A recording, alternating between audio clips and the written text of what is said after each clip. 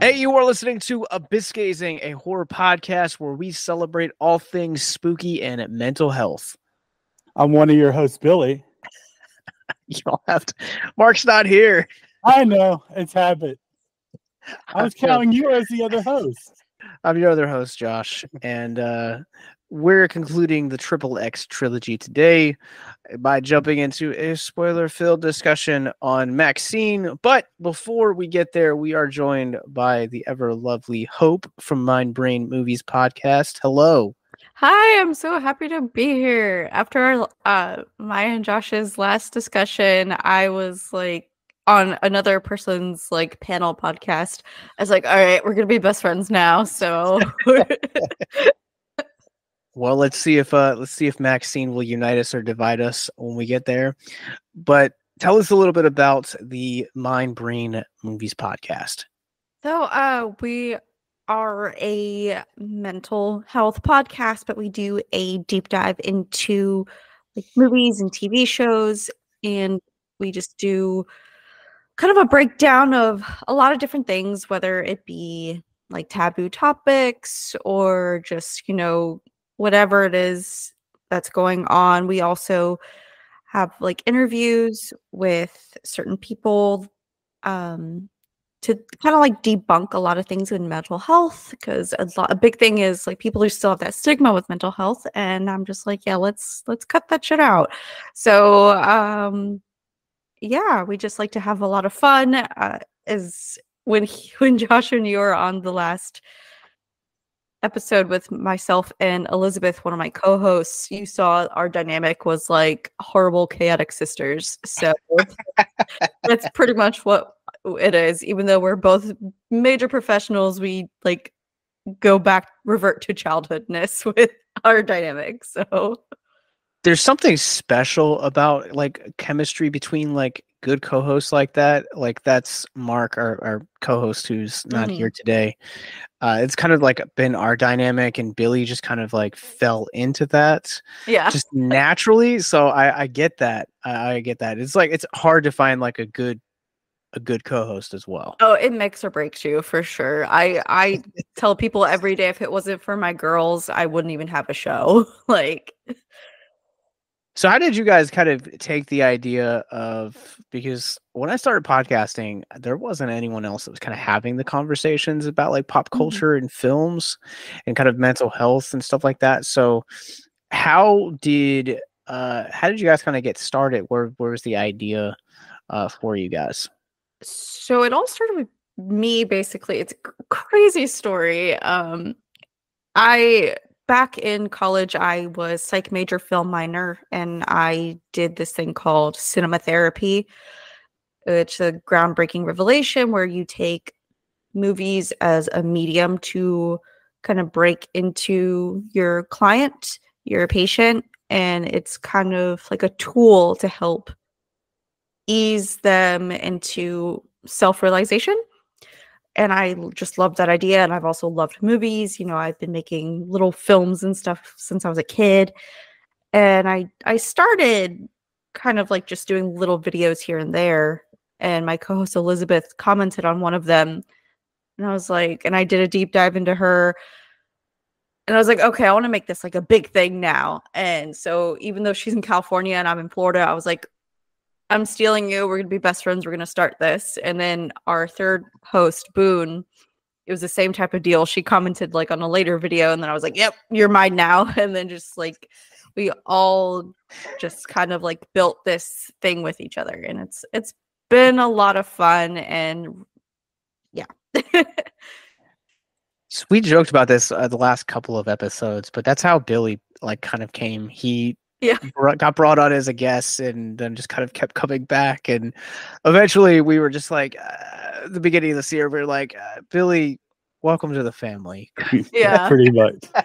Hey, there's no going back now, right? You forced your way in and they can't throw you back. They can't get rid of me now, so they're stuck. Are you sure about that? No, I'm just kidding. I mean, you got me to help you against Mark, so you're good. That's true. That is very true. Sibling rivalry and whatnot. So you guys, over at Mind Brain, what is the process for you guys to like kind of like pick projects, because having the YouTube pulled up link will provide a link in the description below.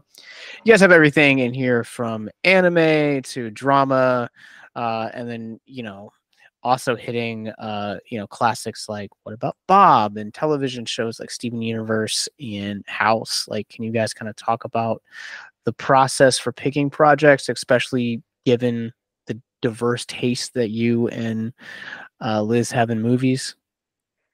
Yeah, the big joke is that she secretly hates me because she's sunshine and rainbows, and I'm like an elder goth. So every time we're about to do something, she's like, I just want to go on the record, guys, that I cried the whole time and Hope forced me to do this. Because like a lot of her profession, she works with like kiddos a lot, and she helps like develop them. Whereas I've been like the darker side of therapy, and with more death and everything. So it's a real like crazy dynamic. So a lot of the times it's just we'll throw a topic, and then typically I'll find the movie, and she just has to go with it if she hates it or not. So. I would love to actually after our podcast together, I would love to see her do horror, because you guys also did like a episode on toxic fandom. Mm-hmm. And I would love to see the conversation for something like Misery, which is just dives in so heavily with a lot of toxic fandom themes. Oh, we are actually towards the month of October, we're gonna do a month of Breaking Liz, where we're gonna start by doing Scooby-Doo horror, and then slowly work our way up to real horror. So it's gonna be great. Season finale, it's gonna be an Abyss Gazing exclusive. Oh my god, no, definitely. You're down. So down. A Serbian film. Mix in with those the bigger one that you do. Let's all do it together. Yes. Oh my gosh. No, I love this. I'm so down for this. Spring us on. We'll talk about the Human Centipede, because I got outvoted here to do that, and I think that would really break Liz, and she would probably never talk to me ever again. So maybe not. No, she already hates me for so many things. It's fine. Well, how often do you guys release episodes, and where can people find you guys?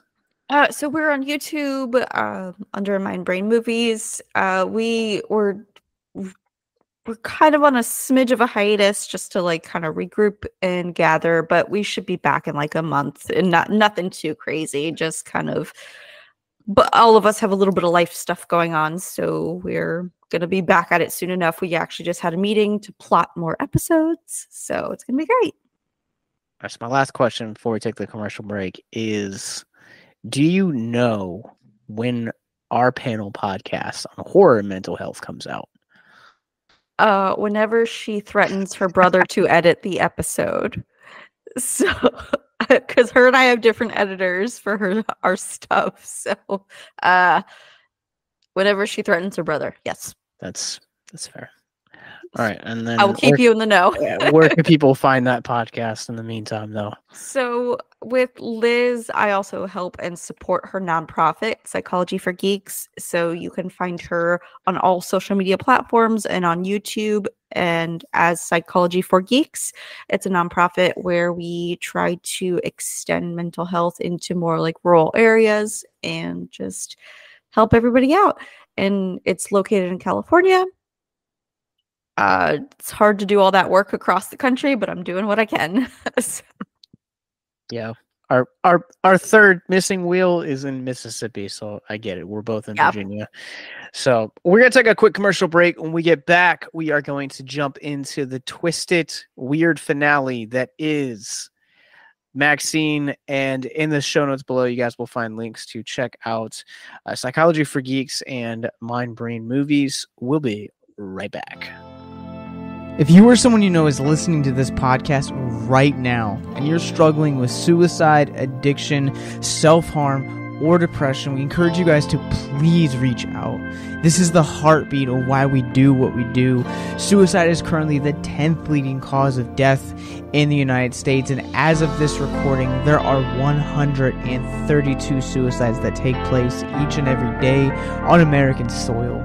And when you scale back internationally, there are 800,000 successful suicides. That is one death roughly every 40 seconds. So if you or someone you know is struggling, you guys can go to victimsandvillains.net/hope. That resource is going to be right in the description wherever you guys are currently listening or streaming this. There you'll find resources that include the National Suicide Lifeline, which is 1-800-273-8255. You can also text HELP to 741-741.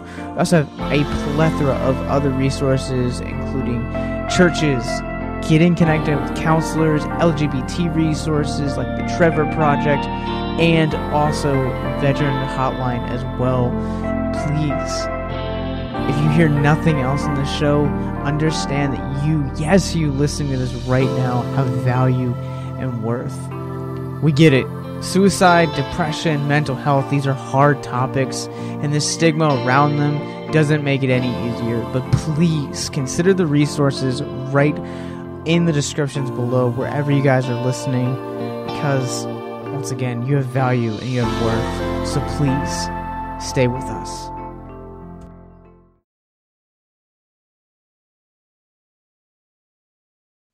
Oh, welcome back. We are creaking into the year 1985 to talk about the grand finale of Maxine. I'm so sad that these films are coming together, coming to a close, but you know, it's better to leave on a high note.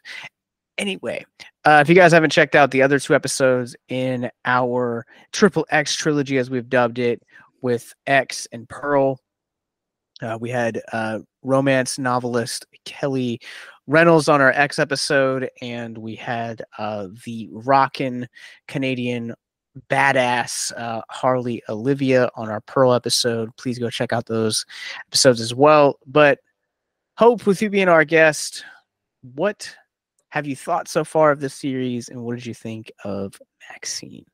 So I did listen to those episodes like in homework time for coming on to this show. And I loved how you guys were like kind of divided across the board with the previous two. So I'm really excited to like hear about what you have to say about Maxine. I'm hoping it's good news, because when you said you like saw it early release, you were like super excited. So I was like, okay, yes, yay. I thoroughly did enjoy Maxine though. It was great. I was telling Billy before we started recording, when I did my Letterboxd review, I left it, my review was, if I ever need an agent, it better be a Giancarlo-Esposito.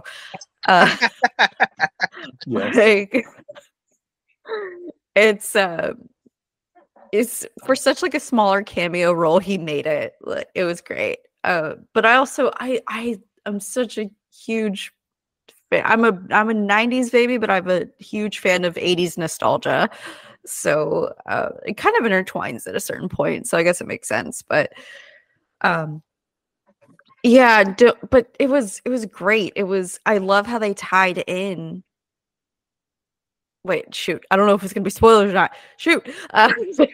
We'll do non-spoilers for right now, and then we'll give you guys we'll give you guys a warning. We'll leave it at that. Stop there in case you do start getting to the spoilers. Exactly. I'm bad for that too. So I was about to be like, blah, blah, blah. Oh, shoot. Wait. Draw back. Maybe we switched to Billy. Real quick. I mean, I liked it. I mean, I thoroughly enjoyed the movie, and this isn't a spoiler. This movie can stand on its own. I know this for a fact because the person that went with me hadn't watched the other two, and they enjoyed the movie the way it was. So, but me, I liked it better for the series. Okay. I'm leaving it at that. I'll dive into that more later. I don't know if I agree with that statement. Yeah. But we can dive into that into the spoilers. We'll knock that off first. I put up my YouTube review of this last week, youtube.com/victims and villains. I very much enjoyed this. So I think it's unanimous. So we all really enjoyed this one. Yes. I also too grew up in the 90s, but horror, when it comes to horror, 80s is like the magnum opus era of the genre. 1000%. And like this feels like both an 80s film because it has this like brilliant walk that it does to where it's invested into the schlock era, like B direct to video kind of era of the genre, but also it has a lot of, I think, modern commentary, as we'll kind of get into as well. So it feels like both a timepiece, but also a really brilliant end to this movie that's slightly predictable. Yeah. But I mean, I feel like there's only so much you could do without going too crazy with the storyline. So like a little predictability plays into it, but I think that also wraps into the whole fact that it's all Hollywood, this movie. Yeah. You know? So let's jump into spoilers. If you guys haven't seen Maxine, go check it out. Hit pause. We're going to take a quick commercial break real quick. We'll be back to talk about the spoilers. How would you guys like to help us get mental health resources into schools, conventions, and other events? Well, now you can. Simply go to patreon.com/victims and villains for as little as $1 a month. You guys can help us get mental health resources into current and upcoming generations, educate and break down stigma surrounding mental health, suicide, and depression. And you get exclusive content that you can't get anywhere else. And you guys can tell us which Nicolas Cage movie you want us to cover, and we'll do it. All it takes to get started is to go to patreon.com/victims and villains, or simply click the link in the episode description wherever you guys are currently listening or streaming this episode. Pick your tier and get started today. Yes, it's that simple. So quickly select the tier that you want and help us get hope into the hands of the depressed and the suicidal today.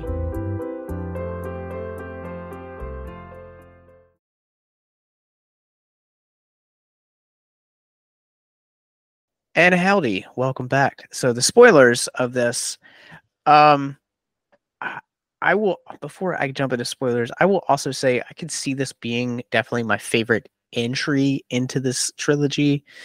okay. Which I feel like kind of, I think Pearl is the best in the trilogy. I think this has the most rewatch value. How do you guys feel? Yeah, I liked Pearl the most, to be honest. But I mean, I like this too. I would say X, unfortunately, is probably ranked third in this, but it would have to. It's a dead heat for Pearl and Maxine for me. Just, I guess whatever I'm like feeling most, like this is definitely more it's not even more actiony, but just more like in your face. Whereas with Pearl, I think it's just more like monologue and like really draws you in as a character piece. So I guess it's just whatever my flavor is that day. Yeah, because there are definitely like Halloween is definitely my favorite like franchise, and there are like definitely moments where I'm like, I need something that's like super schlocky. So you're gonna throw in, Resurrection or, Ends and something just dumb, and it's gonna be fun. And then if you want something that's a little bit more, brilliant, I think you go for Carpenter's classic. So I think this like you said, like it's going to depend on the flavor that I'm feeling.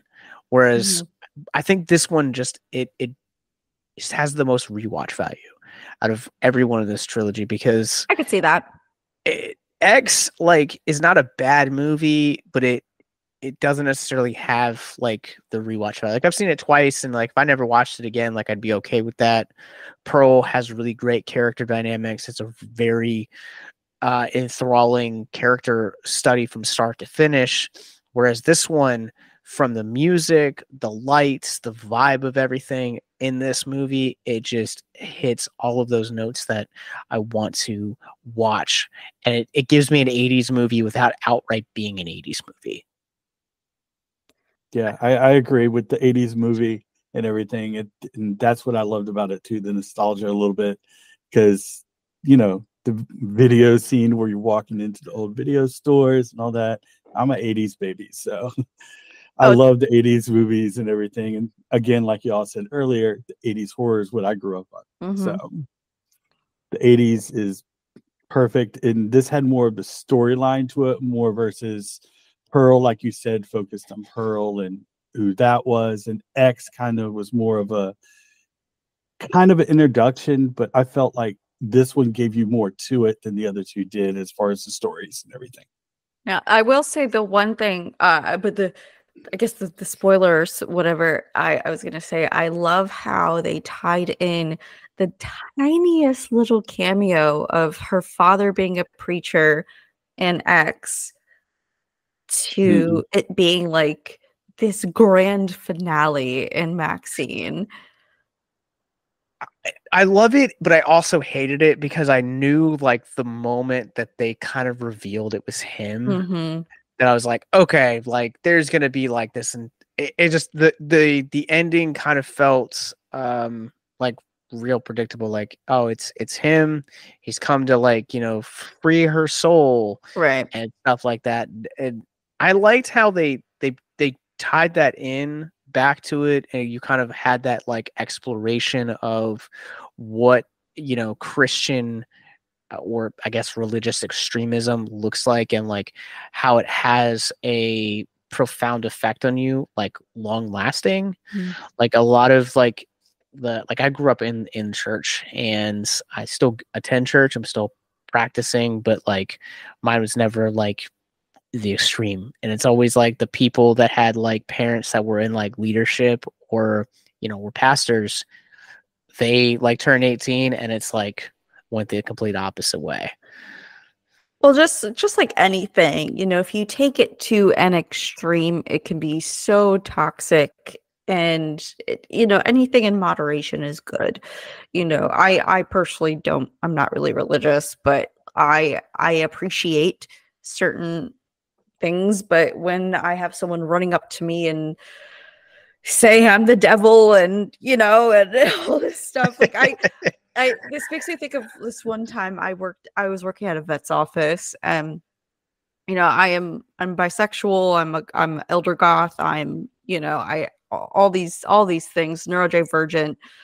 And this one guy who's super, super religious comes up to me. He's like, you know what, Hope, you're my favorite little sinner. And then just like walks away. And I'm like, what does that even mean? Like, that's a compliment. Right. Like, what does that mean? So it's yeah, it can be quite confusing, but especially as you were saying before, how it plays into certain thematics of even today's standards. Even though it's a period piece, it plays into today's standards of this shit's still going on today, you know. It's ridiculous, it's crazy. And I will say also, though, real quick, I loved the homage they did to all other horror films, though, as well, like the Bates Motel, and, you know, like, yes. I loved that. It was great. Yeah, I didn't know that Bates Motel was going to show up in here. Yeah, that was a total surprise. I loved that they had that like chase throughout. Because like the only like other like movie I can think of is like not a horror movie, and it, you know, so like I had never seen it kind of in that capacity, but I was like, dude, that's so freaking awesome that pops up. Yes. No, and I mean, I loved like the opening scenes that they did for each movie, because they used the opening scenes. Like the other two opened up the barn doors to the houses, where this one opened up to the movie studio and production and all that, basically. Yeah. So it gave you the start of, hey, this is where we are. This is what we're going to be doing this whole movie. And like you said about the predictability about the father, I was like, in my head right away, as soon as the murder started happening, I'm like, who's the only person that was left that would know like who it would be? And That's the only person that made Right. sense from X. So that kind of like became predictable for me. Whereas, like I said, the person that went with me hadn't seen the other two. That's why they liked it, because they had no clue. So they didn't have anything to base it off of for them. But they're not a horror person either. They only went to drive me. So I want to go back to something we talked about in the spoiler-free section that you had said, how this film doesn't feel connected. Like, I think there's like some like minor context that you can do, but it doesn't hit as hard if you hadn't seen the other two. Where like Correct. 100%. The scene where like if I had just seen this and like I saw her freaking out in the makeup chair when she was getting the plaster, I'd be like, I don't understand the context of the scene. And I think that you need to at least see X, because this feels like a direct sequel to X, whereas like Pearl just kind of feels like it stands alone from the other two really well. But yeah, like there's a lot of like context that I think is like needed for this movie to hit as hard as it does. Exactly. No, I agree 100%. Like the newspaper clipping, you would have no idea what that clipping meant without watching that. Was I the only one that laughed at the diner scene where he hands her the envelope and she goes to open it and the headline reads "The Texas Porn Star Massacre"? I love that. I loved that.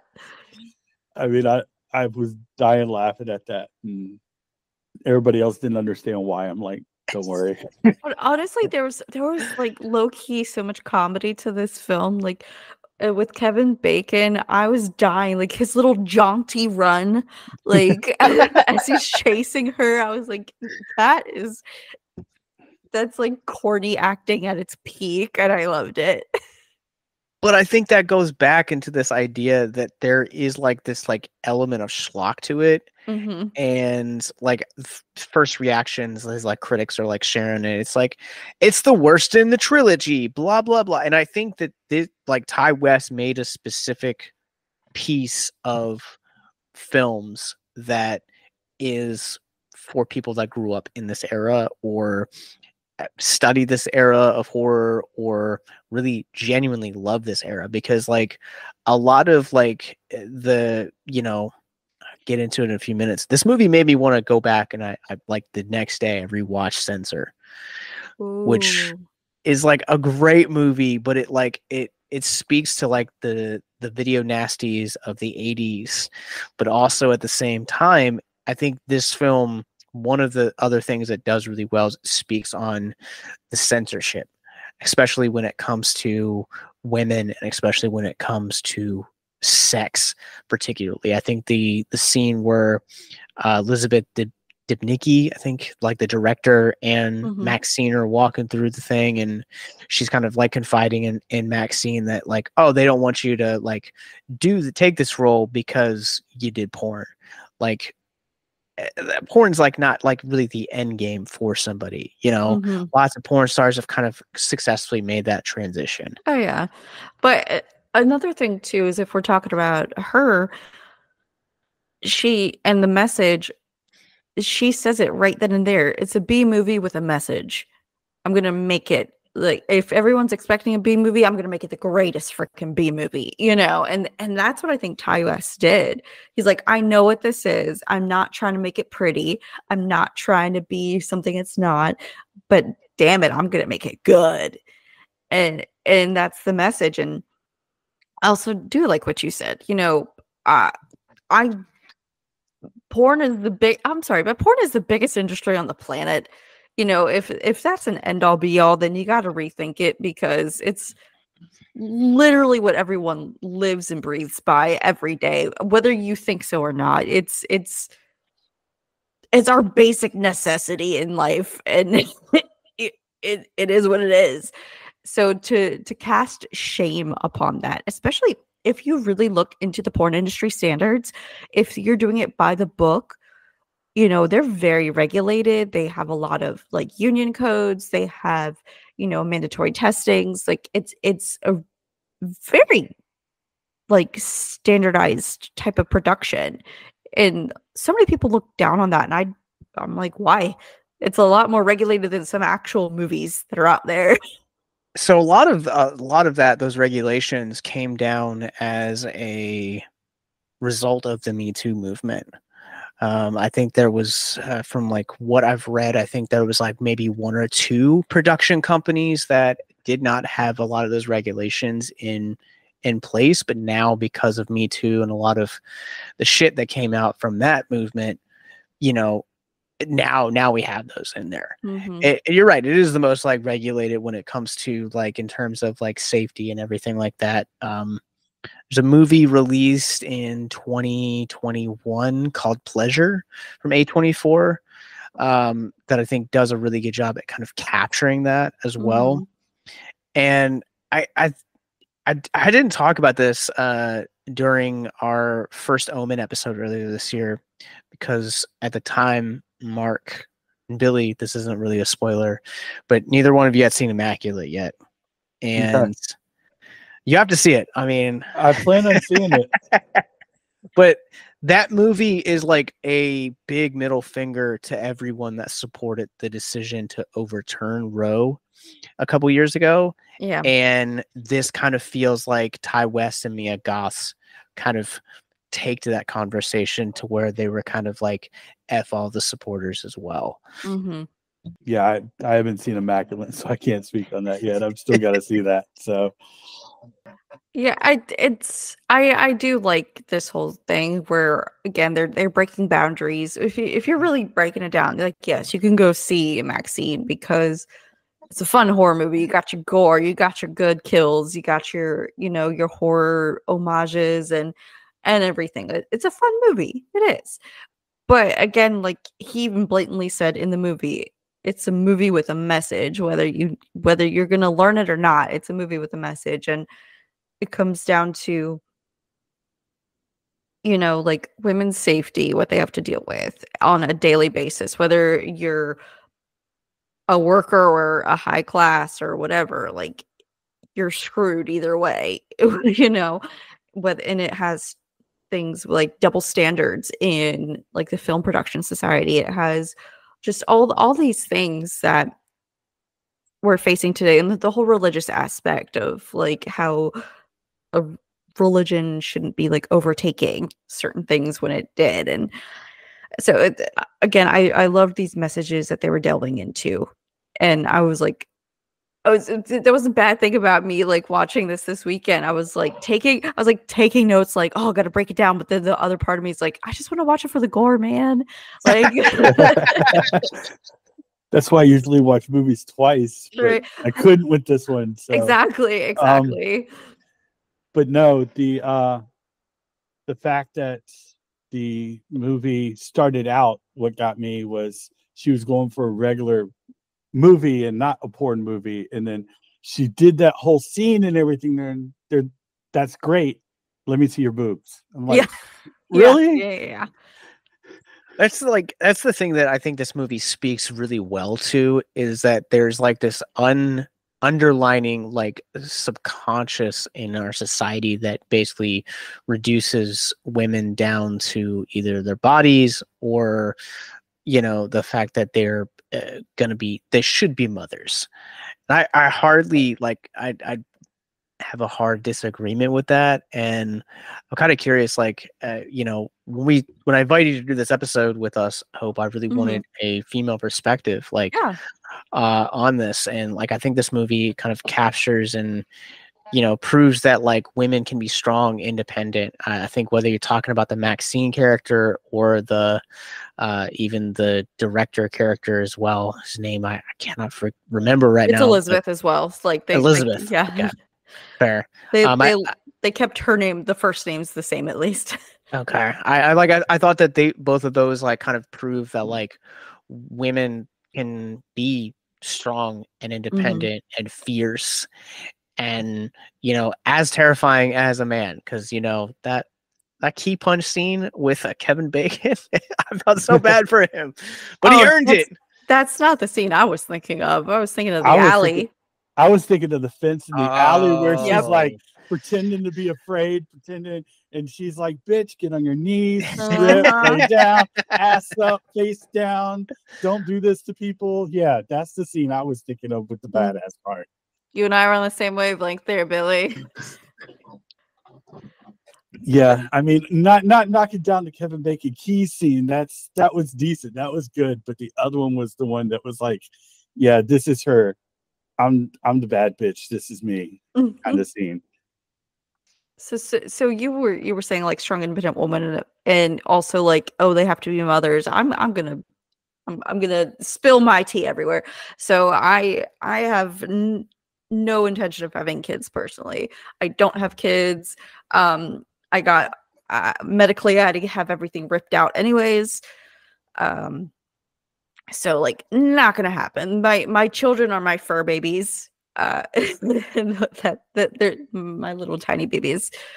And I've always gotten that question like, oh, well, you might change your mind. Oh, well, this. And I actually I'm in my 30s and I was only just granted that surgery because it was of medical necessity. It had been a medical necessity 10 years ago, but I've been fighting this battle for 10 years because it was my reproductive organs. And it's insane, the fact that I had to go through all this. Like, I went through cancer, I went through all this stuff, and yet it still wasn't medically necessary for some reason. Crazy. And the fact that, you know, women have to fight this because, oh, well, you might want kids in the future.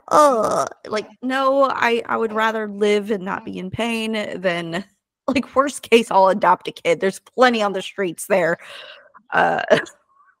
Yeah, the biggest thing I've always said was like, oh, they're so concerned about the kid beforehand, but once they're popped out, then who cares, you know? And it's crazy. But I've always been like very self-assured, very gung-ho. I did martial arts growing up. I was always one of the guys. I was one of the firearms specialists in one of my previous jobs. Like, so all these things, like, I definitely want to like represent, but I've also had my fair share of trauma as well that helped shape it. So it's a real, just like Maxine, honestly, you know, she's so powerful in all these different ways, but it's because of her trauma. And that's what really shapes a person, is like, it's trauma. Unfortunately, you know, if you lead a boring life, you have no controversy in order to grow. And that's really what it was getting at, was ever since she was a kid, you know, she had this controversy of, like, obviously she was like brainwashed as a child, you know, with her father and the religion, and going into that was a trauma she had to escape. And she definitely did a 180, like you said. She went from church to porn. Yeah. Or I don't actually, is that a 180? I don't know. Whatever. But yeah, no, it'd be a 180 because that'd be a 180. 360 is a circle. Yeah. No, I'm just saying, you know, like all the things they say about the church and but priests and kids. Yep. Say you got choir boys, so you're good. Yeah. So, you know, it's like I said, is it really a 180 if she went from church to, but I guess she's loud and proud and they aren't. So yes, 180. But yeah, no, I've had family members that have had medical stuff too, like cysts with ovaries and things like that, where they've had problems, and they had a kid, but you know, it became to where that was a struggle and on its own. But having a kid doesn't make you a parent or anything like that. And I don't knock anybody who wants to be a parent. Like, go for it. That's my personal choice. And I'm agreeing with you 100%. That's what I'm saying. I'm on your side. I 100% agree with you. There are some people that fur babies are the perfect thing, or none of that, just friends. Yeah.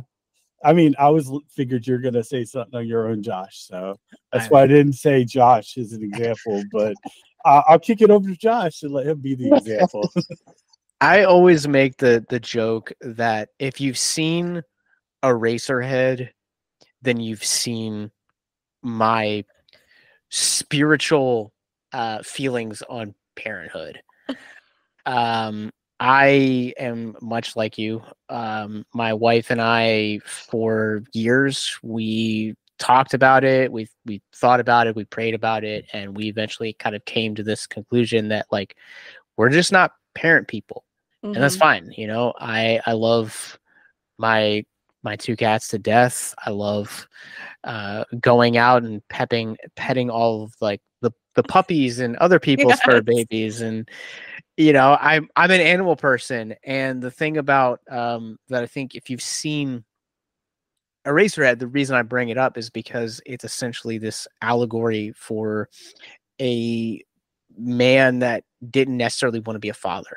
And it's kind of like exploring that exploration and that fear, and it's just done in a really weird way that only David Lynch can do.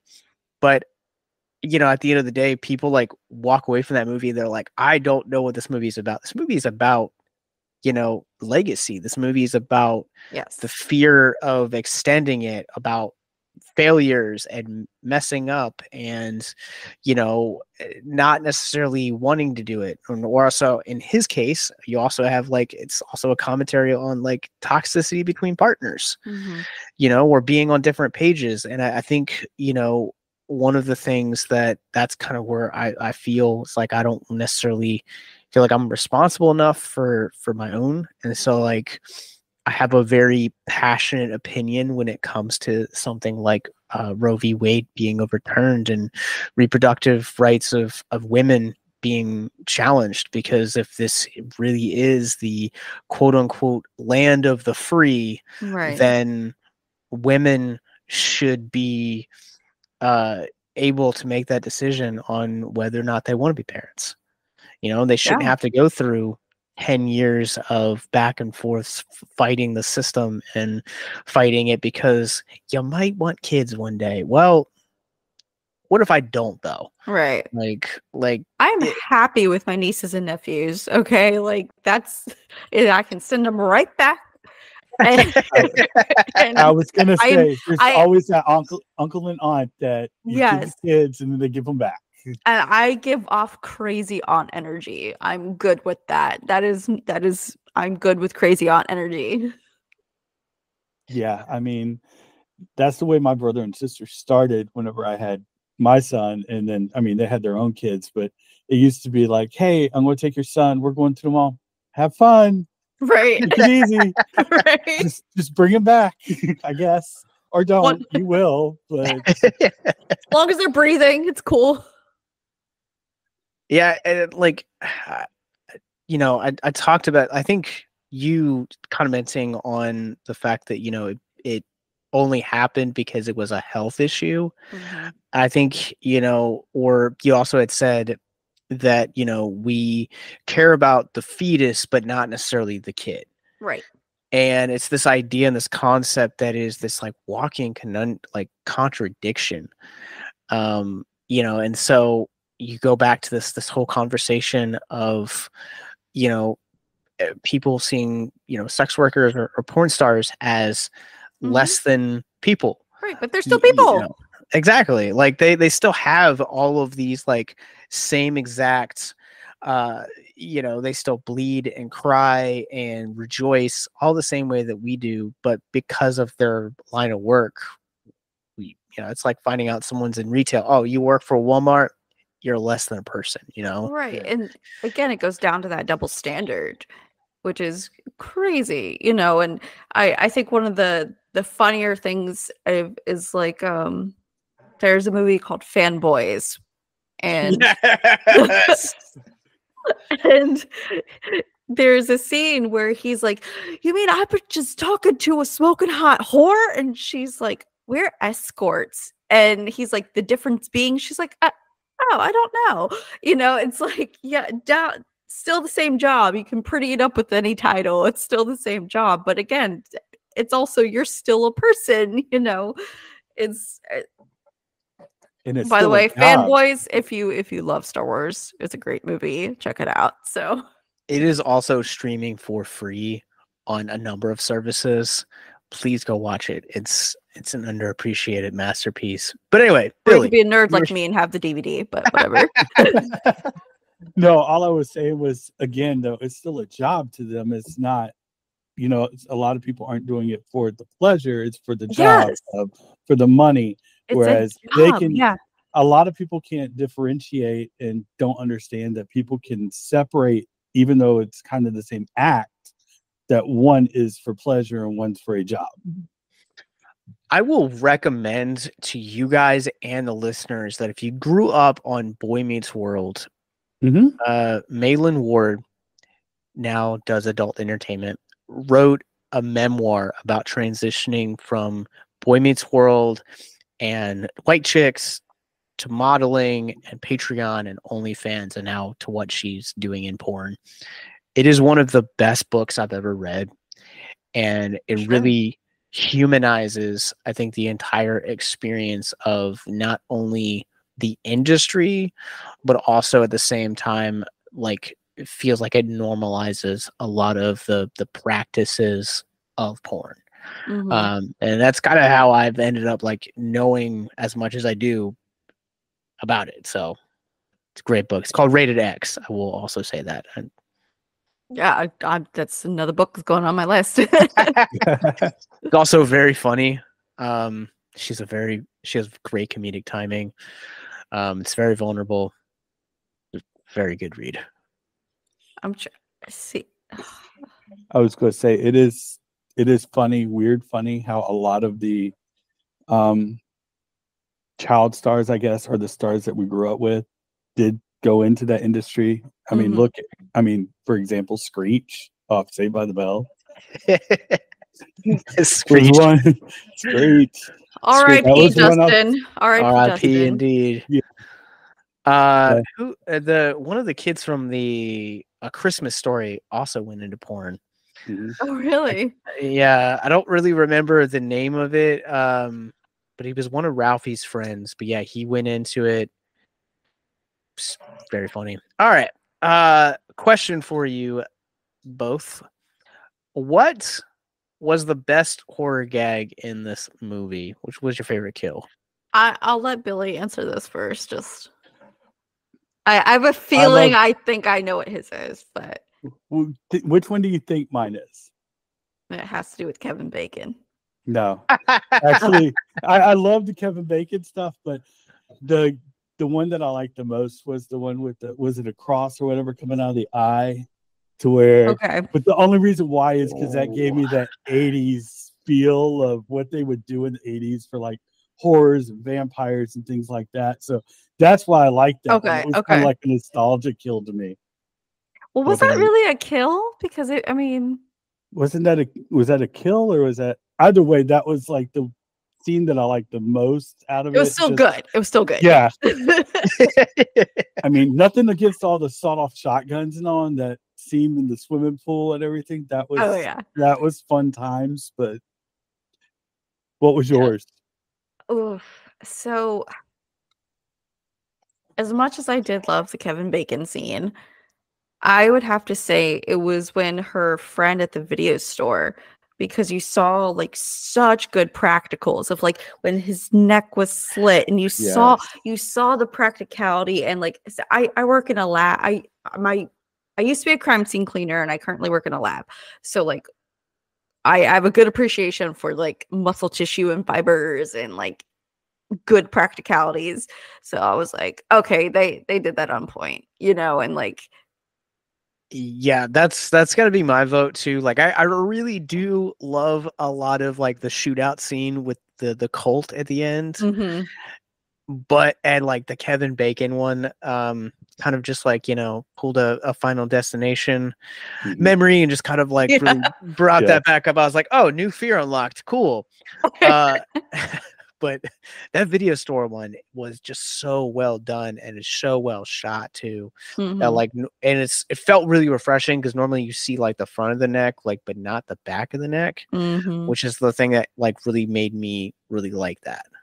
Yeah, because it spiced it up. It's different, They didn't just do like the hack and slash and go. Like they really went for it. Yeah, also stabbed him for that one. Like he gets stabbed in the cast. Yes. Oh Which, yeah. and like it actually bleeds. I was like, oh, okay, awesome. And then like I think the one that like from that scene that got me like kind of made my blood curdle a little bit is I have one of my ears pierced, but like when they ripped it out, I was like, oh God, worst fear ever. Honestly, I was like, thank God he's already dead by that point. Like I would rather be it's so stupid, but I think I'd rather be stabbed than have my ear ripped out. It makes no sense. Makes absolutely no sense. But that's just like, I don't know. I'm right there with you. Yeah, I have 2 piercings. I have my nose, my nostril pierced, and I have a gauge in my left ear, and neither one of those I want out. I used to have my lip pierced, and always had a fear about like having that one out. And I was like, mostly I got my lip pierced on my eyebrow and a bunch of my different ones in my ears. But yeah, and my wife has like 7 or 8 ear piercings. So I definitely understand that. It's just no. I don't have any piercings. I still cringed at that scene. So it's good. And that scene, and going back to the one where the alley when she stepped on his. Yeah, oh gosh! Even the other people with me cringed. They're like, don't understand. I cringed in my seat, and I'm like, I don't even have them, but oh. No one reacted in my theater to that scene except for me. I went, whoo! Like I let out like an inaudible like oh, and like the like people behind like around me were just kind of like, I get it. Yeah. But you heard all kinds of like growls and grunts, like I curled up in the fetal position. I was like, oh, my balls. Like, it took me a minute to recover, but yeah. Nope. I get to relive it with you guys here on this podcast. So You're welcome. Thank you. Thanks, Billy. It's called trauma bonding. But yeah, I like favorite side characters too. I feel like we've talked about like I feel like we glazed over Giancarlo-Esposito, but I mean, man, what a scene stealer. I've been such a fan of him from the beginning, but I think he had way too much fun with this role. He just like came and stole the show, did whatever he wanted, got to fuck around and just have fun. Because he's in like what 3 scenes? Yeah, that's the thing. It was like 3 scenes. He was barely in it, but he just ate it up, man. I mean, after watching all the serious roles he can do, just watch him in this one. It's kind of a sub-serious fun one. Was great because it's like. I remember when they released I want to say it was like a month and a half ago, but A24 released all of the character posters for this one. And it was the first time, because I didn't watch any of the trailers. So it was the first time I had seen him in this movie. And I just remember like sending that picture to my friend and being like, what did they do to his hair? Like his hair is so bad. And then you see it in context with like the rest of the film and see him here. I'm like, I don't hate this hair now. Like, it fits in. It works. It works in context. On its own, I agree with you. The hair was just, when you just picture him without anything around it, it's like, what in the world? But in context, I mean, it was 100%. To me, it was almost 100% accurate of what you would expect. So, it was just beautiful, and it was great. I really wish I'm pulling up IMDb right now because like I think my favorite character in this movie definitely has to be the friend. You talking Halsey? No, I'm talking Leon, the video clerk dude. Oh yeah. Like I was really bummed to kind of see him go out of every character in here. I was like, come on, man, like don't be this guy. But he had the best death, but he was like probably one of the best characters in this movie. Halsey's not in this movie long enough for me to really care about her. I loved him too. I got upset when they killed him. I was like, Motherfucker, he's the right hand man. He's got her. Like, Maxine finally has like a true companion, so to say, and they just took that. I was mad. And I love the line. I may not get this 100% right. Like I said, only watched it once, but I love the line where she's walking away and he's like, "Yeah, the only reason why you like me is because I don't want to sleep with you." Right. It's Yes. like, I don't know if that's 100% word for word, but it's close.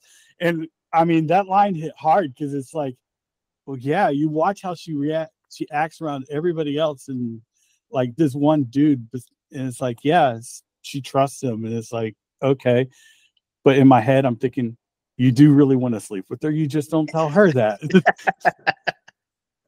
I don't know. I will also. I'm kind of curious. I love movies that delve into the 80s satanic panic. Oh yeah. And it's one of my favorite, like, just weird history like spots. I'm like done too much research into. I don't know why. Preschooler teachers just getting arrested fascinates me. But how do you guys kind of think that the satanic panic portion of the film kind of fed into the final finale, so to say? I think it was. I was gonna say I did this analogy before on the last time we talked, but it's like Scooby-Doo-esque. You pull off the mask and it's just a white dude. It's it's the same thing. Like, you think it's like this big scary thing, but it's like, no, it's just the religious nuts, and that's all it really is. It seems about right. All big, massive, like, wars and crimes, it always comes down to some religious nut, so. I mean, I agree, and I'm blanking. What killer was going through the newspaper on the movie? Do you remember? Night Stalker. So, I mean, and I love the fact that they tried to blame it, and it was the priest that was trying to blame it on the Night Stalker for the killings. It's like that feeds into it even more because that's honestly what anybody smart would do, would be try to blame it on the person that's there. And then have a friend like Hope to come and clean it up. So that's what I do, man. That's what I do. But no, he had that whole squad cleaning it up, basically holding the people while he was killing them and everything. It's like, yeah, he's got his minions. We're good. It's just the Despicable Me of the horror film. I've never heard that line, and I don't think I'll ever hear that again. I just do something random of horror. Yeah. Oh, the irony, because Despicable Me 4 opened up this past weekend against Maxine. Apparently, like, it took away some of the box office from Maxine, and I was like, Yeah, man, families are like the box office gold, but yeah. I personally wish that they would have done a little bit more with it. Like, I don't know. I feel like this movie swings really large. Like, it's kind of has like a little bit of like ambiguous compared to the other two. And some of those swings don't necessarily always play out. Yeah, the they way didn't that I all want them land. to. Yeah, but I will say that I think this might be the most ambiguous film ti-west has done to date. Because a lot of his stories are like a lot more like intimate, whereas like when you watch like, House of the Devil, it's a one location shot. The cast is very small. Same for the Innkeepers. The Sacrament's the same way. Yep. Which, if you want to talk about religious zealots, that is a great movie. That is a legit like shot for shot of Jonestown, though. Like, it is. It's so good. It's probably my favorite film of his. Really? It is good, but yeah, okay. Don't tell Pearl. Don't tell Pearl. Don't you leave me! I'm fear for my life now. No, I agree. I mean, it has some things that didn't hit, like you said, the big swing. The whole movie in general, it may not be a complete home run because it missed on a couple things, but I'm thinking it's there to me. I mean, I like this movie.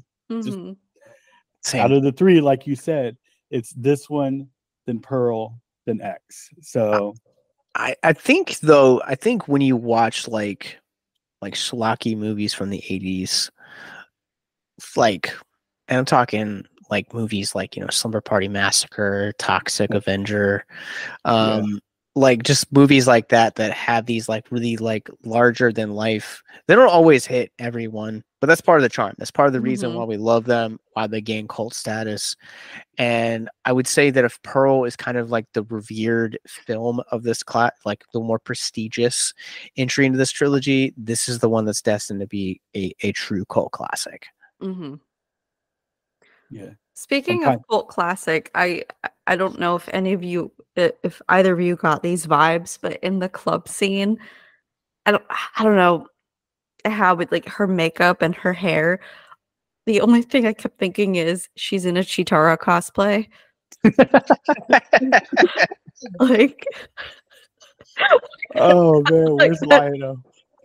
Like, that's all I was thinking. And then like they bring the dogs out, and I'm like, yep, it's Chitara cosplay. That's all it is. I could see that. Yeah, and the bad 80s bathroom in a club where he kicks in the doors and they're all like disgusting, and you just want to get sick, and you're like, I turn my head more scared at those than the movies, because it's like, okay, it's gonna get worse as he kicks each door. No, I will say that that's not just an 80s thing. I have played some really grimy like dive bars where those have been the case. No, that's just an all the time thing. I've unfortunately had to clean some of those in my past, and it's not pleasant. Ooh. So sorry with that one. So yeah. With that, does anyone have any closing arguments, comments, or concerns when it comes to Maxine? Go watch it. Go watch it. Go watch it. I just want to hear what Mark thinks about it, but other than that, he's gonna hate it. And notice also too, for the record, I think that any opposition that was presented in the X and Pearl episodes were me against Mark. Yeah, I did notice that. Yeah, it was y'all were button heads a bit. It's the running gag that it's like anytime that I pick a movie, he hates it, and anytime that he picks a vice versa kind of thing. So we'll see how our new series, which starts next week, diving into the aliens series, how that does, because I'm not the biggest Alien fan, so I'm curious to see what happens. Look, man, look, it is what it is. I'm not talking on it. We'll wait until then. No, I get you. I appreciate the Alien franchise. My boyfriend's obsessed with aliens, like tattoos, everything. He's obsessed. So I'm just like, okay, have fun. I appreciate it, but we'll see. We'll see how Romulus does. Yeah, we'll see. I mean, it's Federe Alvarez. I think I said that name right. So I'm here for it. I have an open mind when it comes to his name attached to anything. So, but that's going to do it for us on this episode of Abyss Gazing. One more time, Hope, where can we find Mind Brain Movies and follow you online? So you can find Mind Brain Movies on YouTube. You can also find it under the same name on TikTok. If you want to just reach out to me just to chat and talk, you can find me on Instagram under biohazard_Leia. And, yeah, I'm always down to chat and talk, and I'm just so glad I was on here with you guys. It was such a blast. Thank you so much. I have a feeling once Billy and I give our socials, you're gonna have one more social to give. So Billy, hit us with the socials.